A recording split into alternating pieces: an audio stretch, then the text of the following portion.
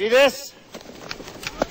This is my boomstick! Hello there, interwebs. So, for some time now I've been seeing people putting out videos about their deconversion from Christianity into evil atheism. And for some time now I've been kind of wanting to do my own video of my own deconversion from Christianity.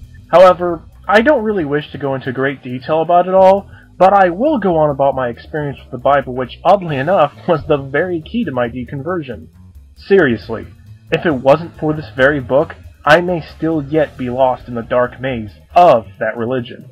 So anyway, it all started back when I was going to Sunday school at a very young age. I was always that asshole kid that would, raise my hand all the time and ask tons of questions, and most of the time I wouldn't receive a satisfactory answer at all. So I decided to do the next best thing and pray to God. And when that ultimately failed, I did the next best thing, and I actually decided to sit down and read the very book that I thought I believed in. And holy shit! You are not prepared! Was I completely unprepared for what was inside of this book. Not only does this book contain completely and totally unscientific claims, but batshit crazy ones as well. And to top it all off, the book will bore you to death. Also, we must not forget the fact that the God of the Old Testament is way different than the one inside of the New Testament. Anyway, the two stories that started all the questions for me would have to be Noah's Ark and Hell. Neither sounds like anything a loving God would do, and neither sounds all that sane, really. I mean, let's take a quick look at these stories, shall we?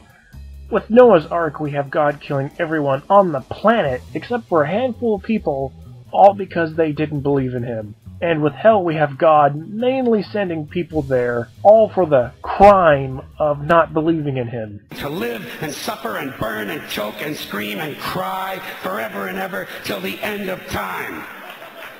But he loves you. And the questions didn't just end there. The older I got, and the more of the Bible that I read, the more questions I had, and the more vocal I became with them, as well as concerns that I had about the Bible. Until one day, it all reached a boiling point with a family member. During a heated debate with them about the Bible, they decided that it'd be a brilliant idea to slam the Bible down in front of me and say, out loud of course, "If you don't believe every word of this book as being 100% true, then you aren't a real Christian." And it was at that very moment that not only was I able to admit to myself, but out loud, that I was no longer a Christian then. After that, I stopped by the Oasis of Deism for a little bit, without really knowing what it was called at the time, and about after 2 years roughly of being one of those, I decided that it was complete and utter bullshit to believe in something without evidence, and came to not believing in any God until evidence was brought forward for them existing, aka atheism.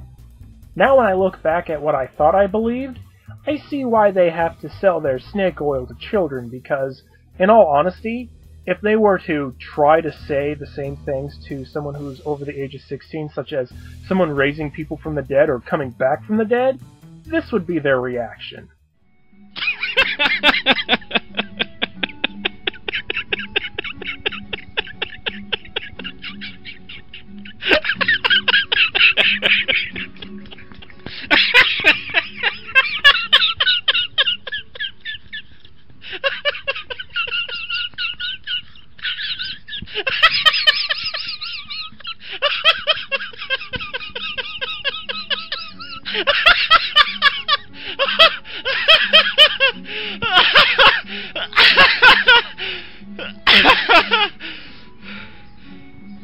Shit, you're serious?